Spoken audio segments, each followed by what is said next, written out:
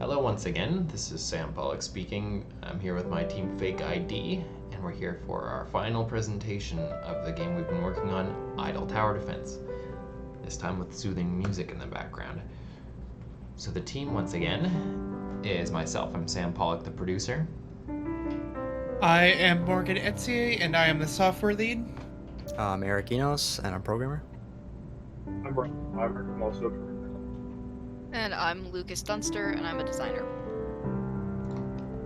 And we'll start off by showcasing the game as it is now running in LD Player, the Android emulator.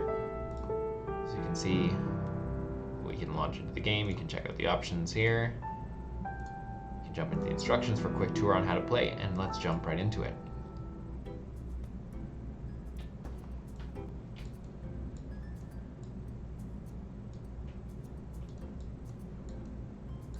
And here we have it. So we're in the game now, and you can see that enemies are spawning onto the loop and limping around the circle. You can see, first off, I'll draw your attention to, we've got a couple different resources on the map. There's the crystal for harvesting, the enemy spawners which spit out the enemies. We got a couple different types here, and the enemies themselves. So to get started, let me throw down some damaging towers. Turn the game sound up just a little bit. And so when an enemy dies, they drop a coin, which we can collect, playing a coin collection sound effect. That adds to our coin resource. Build a couple more towers to deal with zombies who are showing up. We've got these arrow towers, which will shoot towards an enemy. Also got a cannon tower I can make, which fires AoE blasts. Yeah, cannon towers have long range and area of effect damage, but they fire very slowly. So the arrow towers are better at picking up these stragglers. Next up, we've got some special towers, including Crystal Harvester, which you place on a crystal node. Gradually fills up, and you can click to collect the crystal it's stored. And as I wait here, after defeating those enemies, the spawner will spawn again in somewhere between 20 or 30 seconds. But I can also build new roads to get more enemies into the mix. So I click the road build, and then I paint a road on the map here. Once I release, it builds a road and spends some gold. And now we've got more spawners active, so I'll be collecting more gold. The last couple tower types, I can build. Oh, let me collect this gold first. Save up a bit of cash.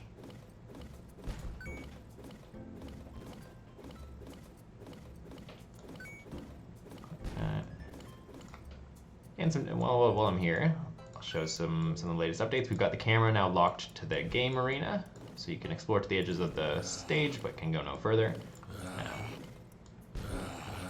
Let's drop another resource node on the map. Once you've collected enough experience, you'll level up, at which point you can add a new resource node or a new enemy node. So that way, that's your pathway to collecting more crystals or collecting more gold. Speaking of gold, this is that other tower type. It's a collector tower. So the gold that drops from enemies will stay on the stage for a couple seconds. You can click to collect it. But if you've got more enemies, then you've got time to click and tap. You can place down a couple of these collector towers that'll automatically suck in the gold from a radius and store it there for you. So I can collect that gold that we've stored up and build a few more towers. And then let's build a quick road to this other enemy type. And you can see another enemy type will join the battle. Let's throw down another monster node.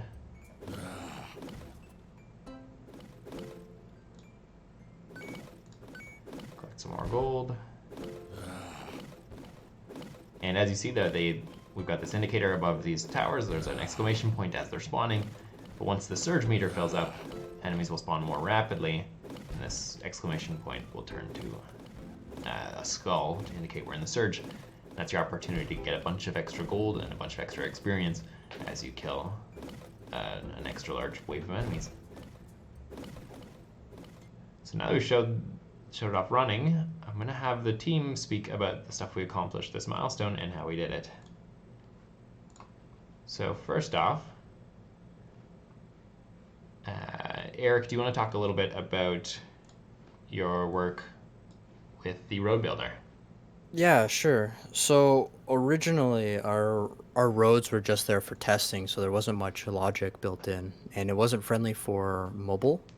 So this milestone, I updated the road building for touch control, and I made it look a little bit more user friendly. So in this script, I have three touch phases that I'm using: a start touch, a move touch, and an end touch. So in the start, it finds the first tile that you click on, and then while you're moving, it selects all the tiles in that you're moving around with your finger. And then at the end phase, it takes all those tiles and it calculates how much it's going to cost you, and then it builds accordingly. And also in this script, I have it so if you're building roads, it takes into account which angle you're going for. So you can build in any direction and the roads will bend to the direction that you need. There's also cross, left, right, up, down. So it should hit all the angles that you need. You can make circles, that kind of stuff. That's pretty much it. Okay, excellent. And Alex, you want to talk a little bit about the enemy controller and enemy spawner work you've done this time? Yeah, for sure. So yeah, you just go to the enemy controller class. The enemy controller, yep. So oh wait, sorry, the enemy spawner class. My bad. Enemy spawner, yep. So for this release, I mainly worked on the enemy spawning. So I added UI to the enemy spawner, so it either shows the exclamation mark or the skull, depending on whether the spawner is spawning just enemies or spawning from the surge. So yeah, as on we have you know coroutines for spawning just the enemy wave or spawning the surge wave, and then that's controlled by the surge controller, which just operates on a timer, and every X many seconds it'll activate the surge or deactivate the surge. Other work I did on this milestone was I did some work with the nav mesh. So we had some bugs with the nav mesh where because we're drawing the nav mesh using the geometry from the each tile's colliders instead of the mesh renderer. So we had some issues with some of the colliders on each tile. So I've fixed those bugs, and then um, we had a lot of issues with conflicting layers. The nav mesh was drawing the nav mesh based on all the layers, and as the game would progress, we'd place more tiles that all had kind of their own things going on. So that interfered with the nav mesh a lot. So then we just excluded a bunch of layers from the nav mesh, so it was only drawing on the proper layer with the roads on it. I also added some sounds, some sound effects for the enemy spawning. It's just so it plays every so often. So yeah, just every time we spawn, if we find a number between I guess 0 and 2, and then if it's a 1, we play the sound, and if not, we don't. And yeah, I think that was about it for this release. Awesome. Thanks, Alex. Next up, Morgan's going to talk about some of the latest work with the game save manager and the initialize function.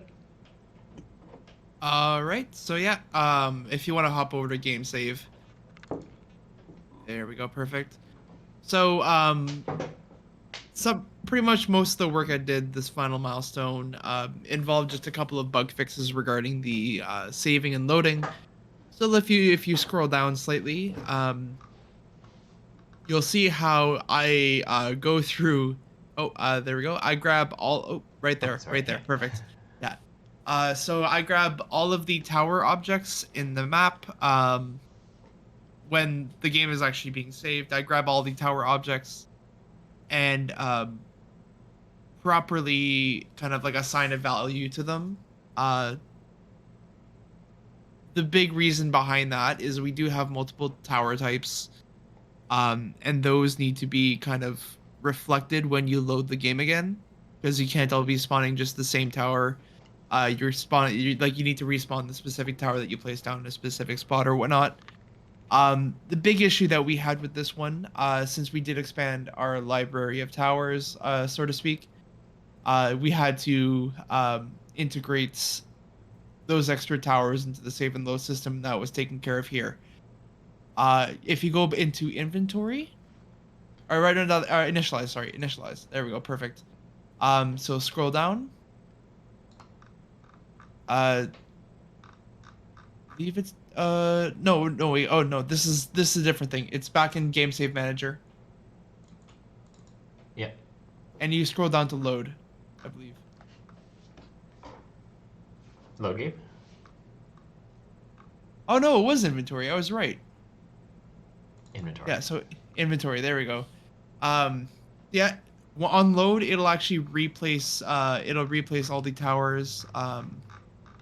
According to their specific. There it is. Yeah, load place tower. That's it. And it'll reload the towers based on their specific type.